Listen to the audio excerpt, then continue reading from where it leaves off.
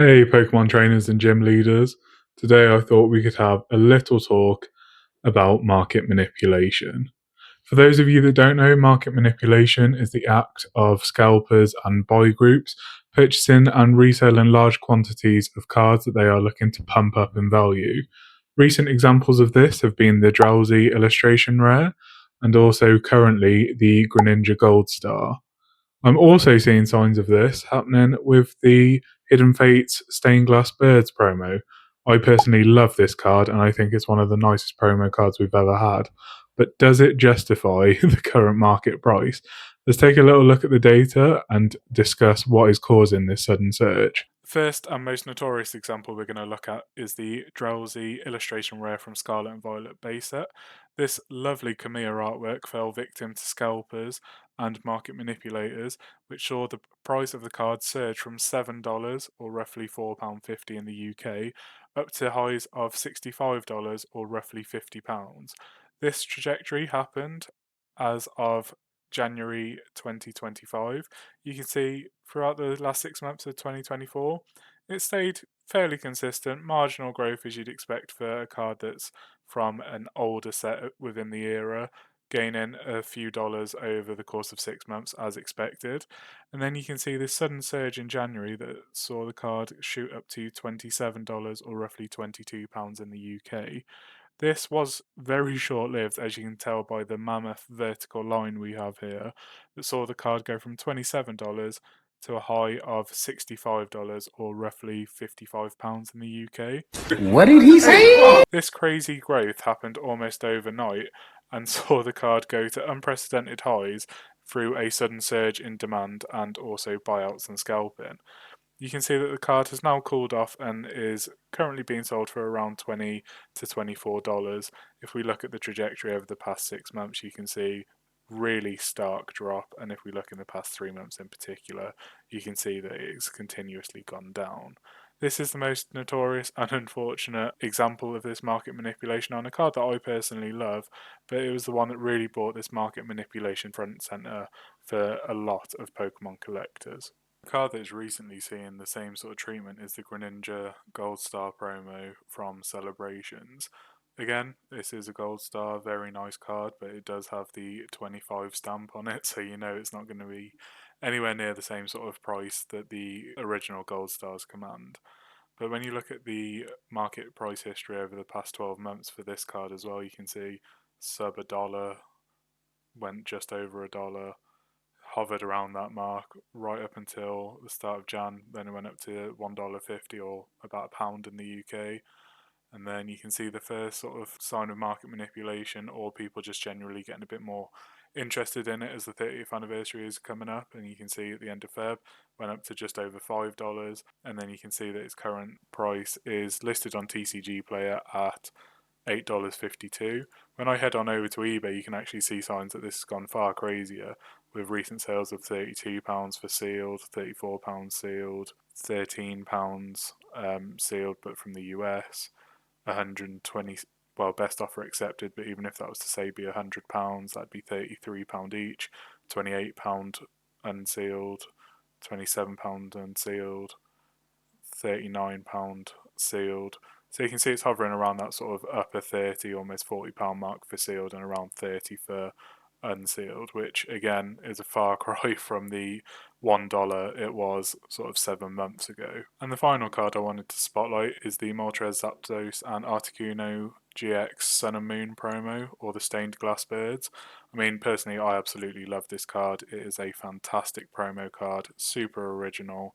Surprised we've not seen more like it. I suppose the closest thing we've had in recent memory is the Charizard Special Illustration Rare from Obsidian Flames.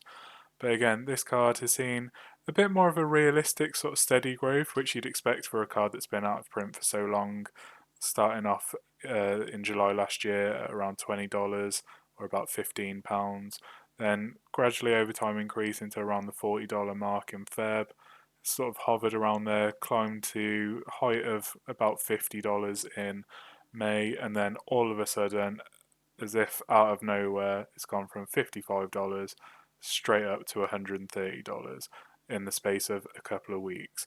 This is the clearest sign of market manipulation, as that is a damn near vertical line. This shouldn't be happening, and this sort of trend line just goes to show that this is just pure, ridiculous, forced, hyped up in an attempt to make a quick buck. If we flip this over to the last month, again, you can see that this line just far explodes up from the 17th onwards, gaining almost $50 in the space of 2 weeks. And if we hop on over to eBay quickly, you can see that, again, in the UK, this is going crazy as it is in the States. Last sold for a sealed one, £96, $110. Best offer accepted, so maybe call that 100. Same on this one. Sealed one, £130. Again, hovering consistently around £100. This is a card that I actually bought myself maybe 3 weeks ago now, and I paid £31 or about $40 for it sealed in flawless condition. So it just goes to show how quickly these market manipulations can take effect, and just how quickly it can bump up the value of your cards, or should I say, the perceived value of somebody else's cards that they're looking to sell for quick profit. If you've ever seen a Pokemon card triple in price overnight and thought to yourself, wait, why? Chances are you've just witnessed a classic case of market manipulation. Market manipulation in Pokemon is when individuals or groups intentionally distort card prices to make a profit. It's not about real demand, it's about creating the illusion of demand. And trust me, it happens more than you think. There are 4 common types of market manipulation. Number 1, we have fake scarcity, also known as buyouts. This is when Pokemon card resellers will buy out large quantities of a random Pokemon and create a fake scarcity. This then drives up the demand due to the supposed scarcity that the average collector won't actually be able to get their hands on this card, thus driving up demand, thus driving up the price of the card. Ultimately, fake scarcity is a classic attempt at market manipulation. Ultimately, scarcity gets faked, demand goes up, cards resell for twice the price. Don't give in to fake scarcity, and don't give in to this classic type of market manipulation. The second most common type is fake sales or shill bidding. This is when resellers will essentially sell their cards to themselves at inflated prices. No money actually leaves their account, obviously they keep the card, but all of a sudden that £20 card, in this case maybe a Drowzee, is now selling for £50, £60, even £70. No money has left their account, no cards have exchanged hands, but on eBay last sold or whatever resale platform you use, that card has now seen a sudden spike. If they do this en masse, or enough people are collaborating together to do this, all of a sudden the recent sales trends for a maybe not even popular Pokemon card now show consistent upward trajectory that is now going to inflate the market price. When you've been at a card show or you've even been pricing up a card to sell of your own, the one thing everybody does is check eBay last sales or TCG player. When that trend shows inflated sales, all of a sudden the market hits a new normal and that becomes the price for that card. The next thing I want to talk about is very loosely market manipulation, but it does play a huge role in the overall resale value of cards, and that is what I like to call the hype machine. So this will be when YouTubers, other creators, voices within the industry will then start hyping up a set, a card, a particular chase, anything along those lines. Again, this feeds into that idea of the scarcity, making every set release that must have. If you don't have, can you even call yourself a Pokemon collector? We've seen this recently with the likes of Blooming Waters going crazy, how everyone surged after 151, how Prismatic was so scarce, yet these YouTube large creators were then able to open 100 packs and not bat an eyelid whilst the rest of the community was struggling. This is a classic example of the hype machine creating that scarcity, feeding into that if you don't get that product right now at the inflated price, you are missing out and you will forever miss out. This leaves collectors burned because of the hype machine that keeps on spinning and keeps driving up demand, artificially in some instances, for cards or set that people don't even want but are easily influenced by the overall social media presence and the hype machine of these larger creators and industries. And finally, I want to touch on fear, uncertainty, and doubt. This is the classic example of scarcity again. It's when people are saying this set will never be printed. This is the end of this product.